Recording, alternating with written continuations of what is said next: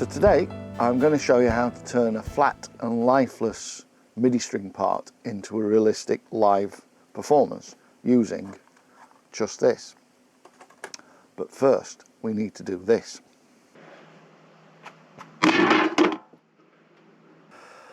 So this piece of gear, what can I say? As you'll see later, the main issue I have with this piece of gear doing what I want it to do is that the throw on the faders is just not long enough. So okay, that's perhaps not enough justification to throw it away, and I perhaps should have checked the specs before buying it.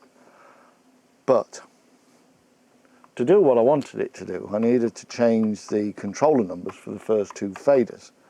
I'll explain why a little bit later. So I loaded the software, and I mean, come on. This is 2023, not 1993. The GUI is at best outdated. The labels don't exactly line up with the faders. And, okay, this is the crux of the problem. When you try and reassign the fader control numbers, this happens. Device isn't exist. I mean, how hard is it to get an accurate translation in 2023? And no matter what I did, I could not get the fader assignments to work. So, come on Steinicki, update your firmware and all that GUI. So, let me introduce you to this. I don't know the manufacturer. Many eBay sellers seem to have them. They come in either 2 or 3 fader modules and are about 40 or 50 bucks. But they've got much longer throws than the other one. Now I would have liked to have upgraded to the Monogram CC console. There's a link in the description below. And I know one of the founders of Spitfire Audio, Christian Henson, loves these, but I just couldn't justify the 500 bucks to buy one. So we'll see how this little piece of kit performs. In this earlier episode, we looked at the string section on one of our tracks called Hard Times, and I mentioned that I was going to re-edit the expression controller. But first I'll try and explain what the expression controller controls. When you record a basic MIDI track, the only things that are recorded are the note length, and in most cases velocity.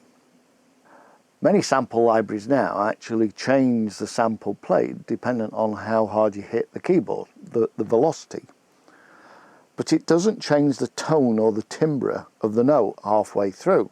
Yes, you can add modulation using a modulation wheel, but that in most cases just adds an envelope to the existing sample, unless it's linked to, say, a dynamic controller within the sample library, as we'll see later.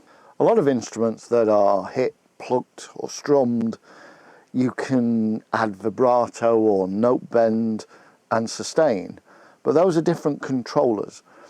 Instruments like woodwind and strings and brass, they all have the ability to change the tone of the note halfway through the note. So for example, a trumpeter could start a note off clean and end it with a growl or a trill. Woodwind players can change the tone of a note through its duration purely by changing how they blow. And similarly, a string player can change the tone of a note by the way they bow. Now the clever people at Spitfire, and no doubt other sample library producers, are able to alter the sample being played during a note by the use of these expression controllers.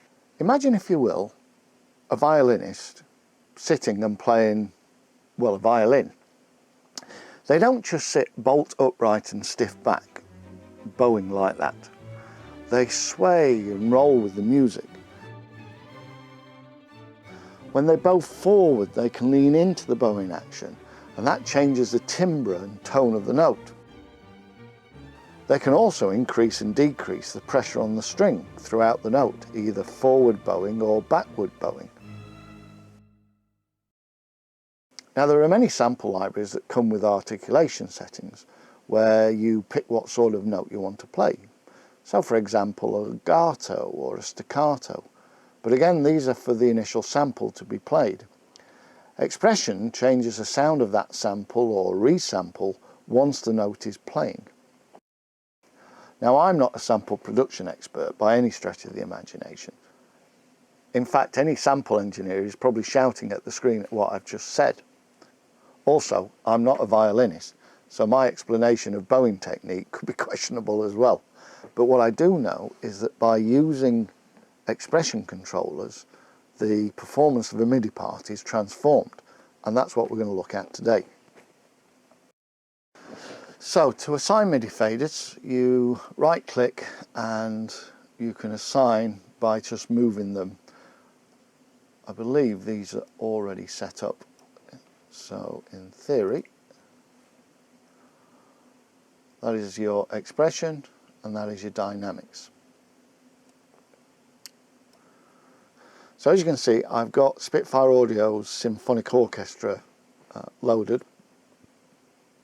I'm not affiliated with Spitfire Audio in any way, but this orchestral library is just amazing. The number of articulations that you have is mind-blowing, and the quality of samples are just incredible. So we've assigned the first fader to expression and the second fader to dynamics. Now, in this instance, CC1 is also the MIDI controller for modulation, and you could do this on a modulation wheel on most keyboards. So now what we're going to do is we're going to listen to this part, and I'm not going to do anything, and let's just listen to how the strings sound.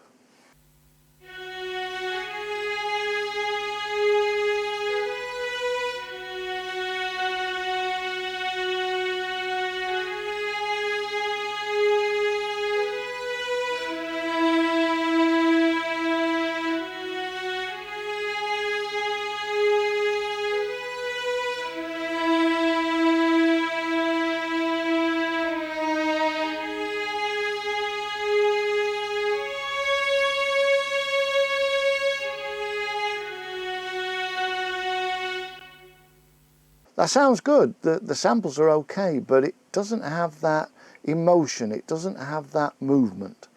So by adding the expression and changing the dynamics at the same time, hopefully we can try and get a bit more feeling into this recording.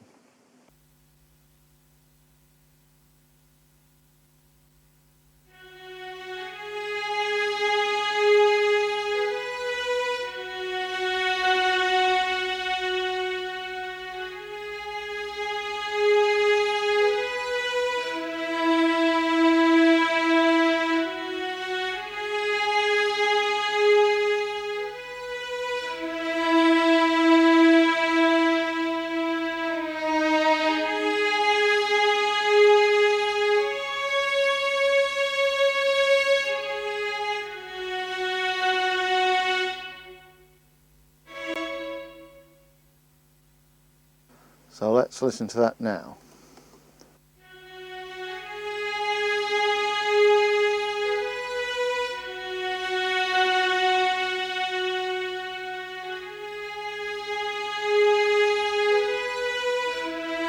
And as you can hear, there's just more movement in there. It's all very subtle.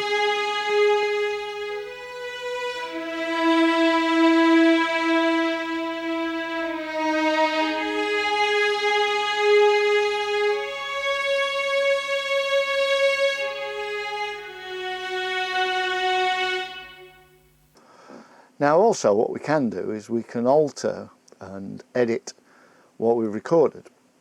So if, for example, we wanted here on this note to build the dynamics, we can. Let's just zoom in a bit.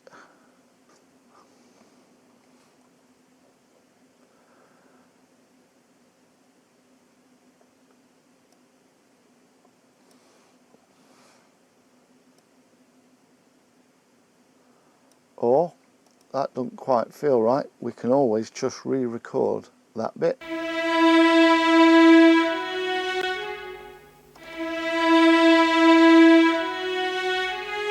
There we go. Now if we were to do that with all the string parts,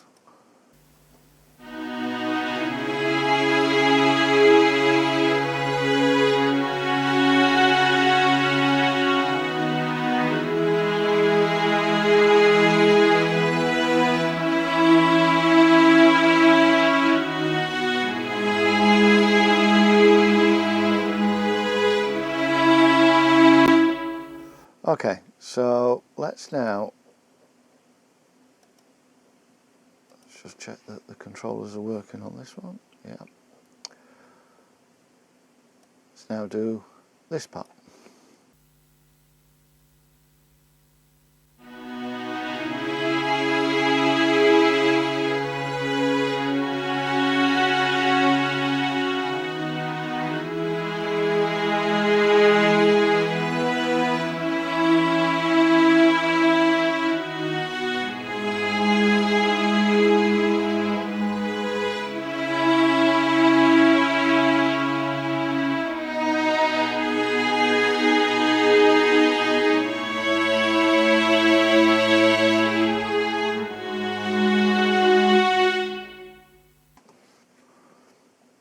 That's good. And now we'll do the cellos.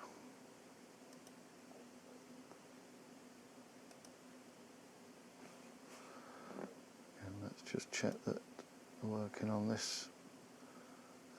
So you see this one needs to relearn. There we go. And we shall record the cellos.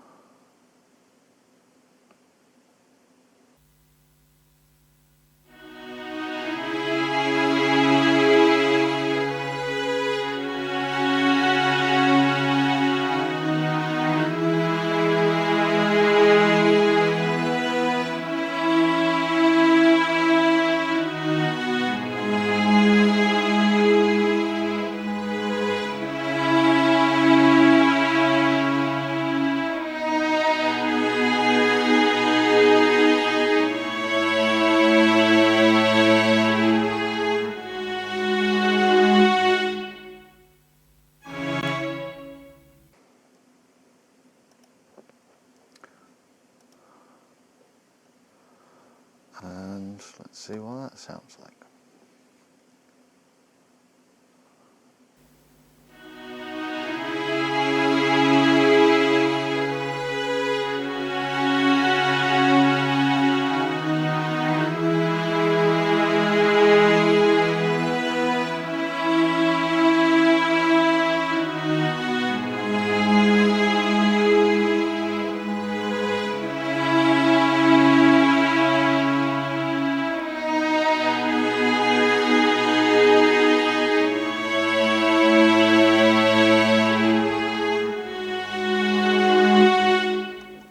So also what you can stop.